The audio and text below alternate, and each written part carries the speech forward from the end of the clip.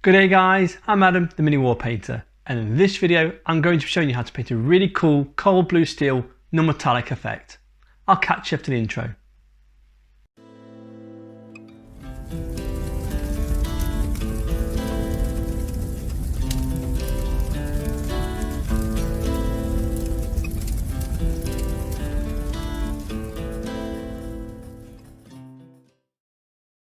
Now, you may be aware already that there are numerous ways of painting metallic effects on minis.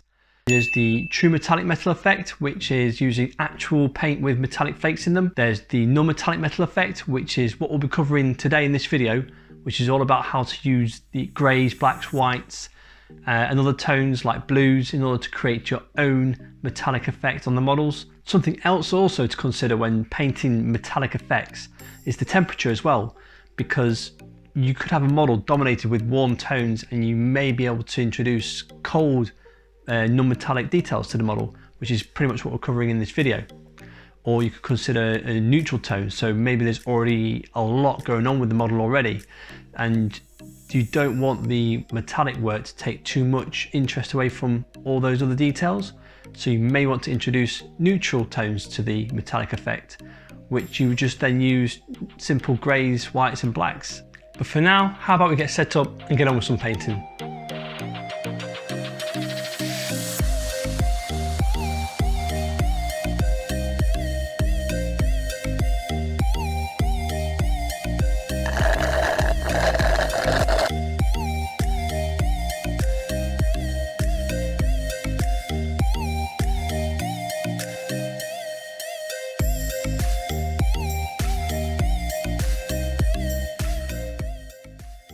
Now, the first thing I want to talk to you about is palette preparation.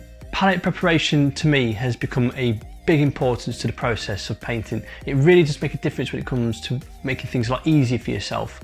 If you can work out what colours you're going to need from the start and have it laid out in front of you, every single tone you're going to need to use, that'll make life so much easier and more convenient for yourself when you come to paint your model. You will go through paint a lot quicker, especially if you're like me and you only have small pockets of windows to paint in, until after a few hours later you can come back and paint again, and before you know it, paint's dried up and you're having to reapply all of that pigment again to your wet palette.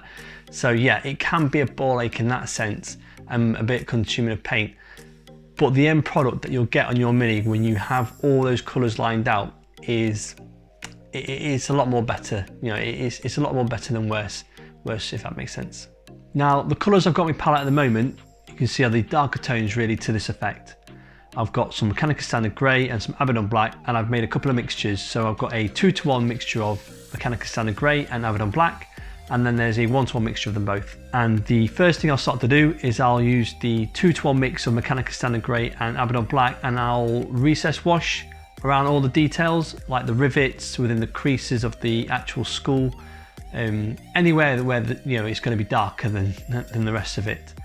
And then from there I'll go straight to the 1-to-1 mix of Mechanical Standard Grey and Abaddon Black, and I will then further darken those areas to where it really is down in the cracks of the recesses and around all the rivets. So I'll basically completely establish all my darker areas before I then move on to actually bringing out the highlights. And of course, because I've gone down in darker tone first, I then need to tidy up again with Mechanical Standard Grey.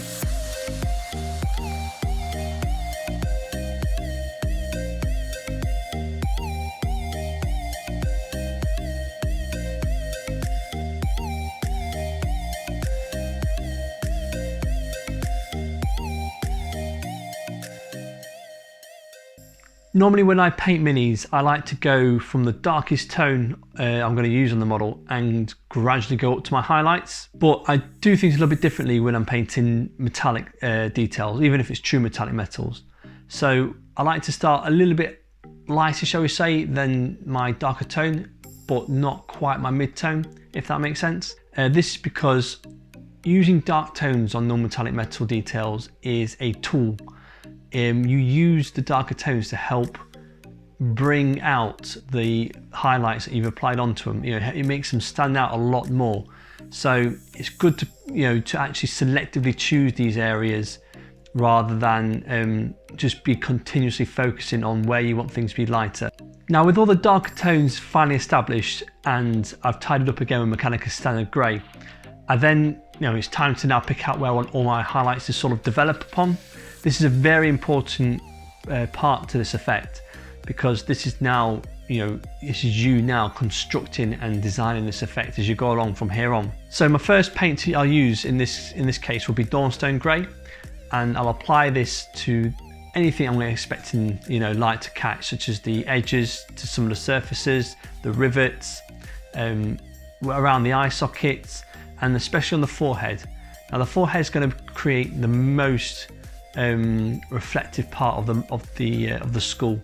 So it's going to be a big area to paint. So there's going to be a lot of blending happening in that area, and that's brilliant. This is great practice because it's a large flat surface. So it's a really good opportunity to practice out your wet blending or your glazing, and going up in these different tones and having your palette ready to go with all of your colours, there for you to use. This is going to make life so much easier for you in this sort of situation. And it's just a case of laying down a good strong coat of Dawnstone Grey and then dipping back into Mechanica Standard Grey and just weaving them together with one another in order to get them to sort of, just to smoothen out. So you can be able to get a mid-tone between those two tones.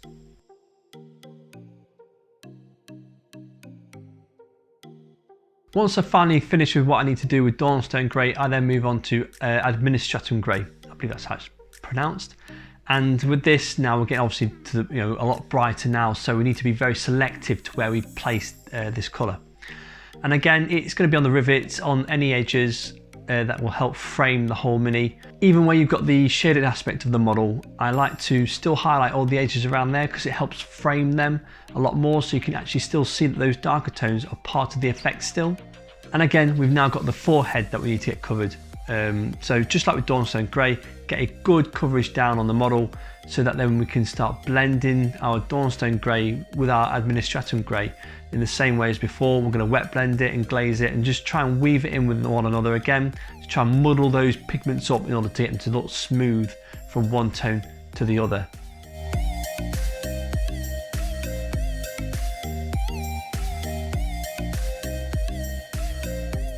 Now this is pretty much the non-metallic metal effect in the bag, but however it's looking very neutral like I mentioned at the start of the video.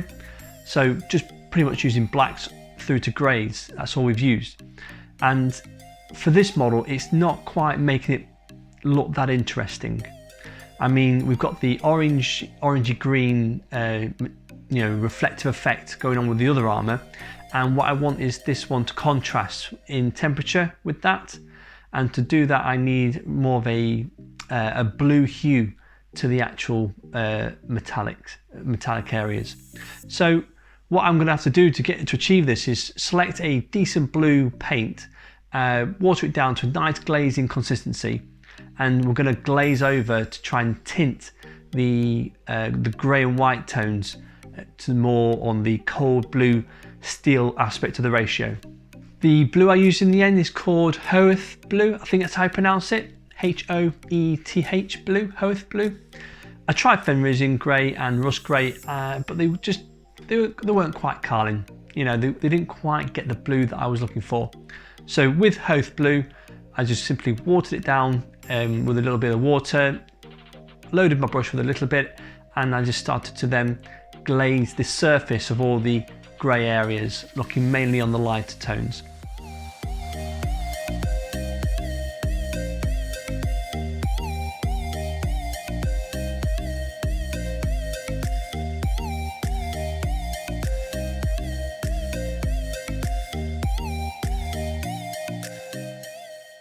So yeah, nice and thin, glaze it on, and also try and get it to tie in with the darker shaded areas as well, but not overpowering it. You don't want it to be completely blue. You still want to keep hold of the grey tones to the actual area as well, because it helps again with all these different ranges of colours to help maintain that metal effect.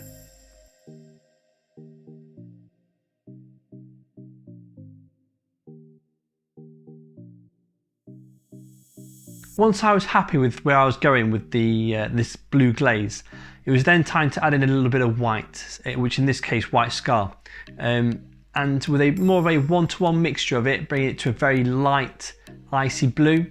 I then used this again in the same manner, and I began to glaze over any areas that I felt now became, you know, the highlights to the actual area of the model. So more again on the forehead, focusing on the edges, any top surfaces, anywhere that I wanted that, you know, the highlights to be, basically. There's nothing more to it than that.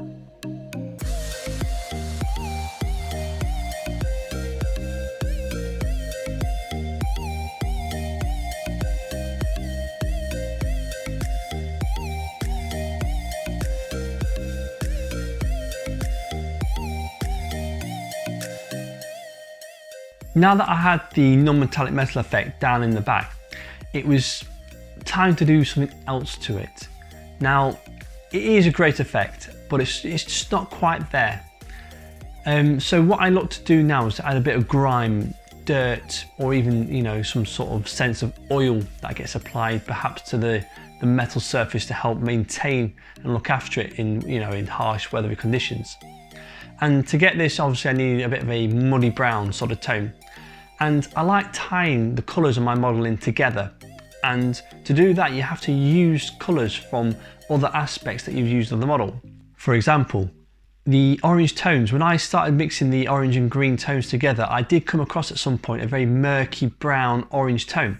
And what I decided to do in the end was go back to that colour and apply it as this dirty, grimy texture. So the way I applied it was I just glazed it again in anywhere I felt that dirt might build up. So along the top of the skull, where the sharp recess is, where it's quite dark, I could picture, you know, an immense amount of rust or dirt or whatever just collecting up in there around all the rivets, and then within the eye sockets to the skull itself.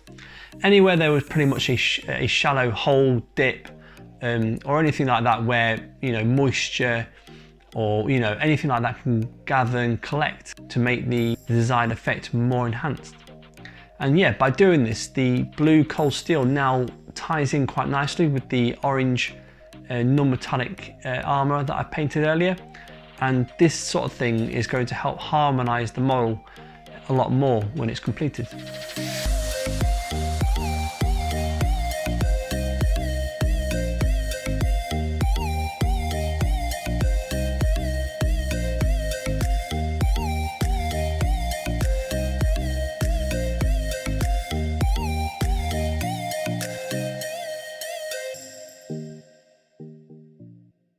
Thanks again guys for checking out this video. I really hope you did find it useful. If you've got any questions regarding what I've covered, please don't hesitate to ask me. I'm here to help. Non-metallic metals are really easy and straightforward to paint. It's literally black, grey, bit of white. And if you want it to be cold blue steel, throw in some blue. That's straightforward. I really do enjoy making these videos, these tutorials for you guys, and I really hope that you're finding them useful.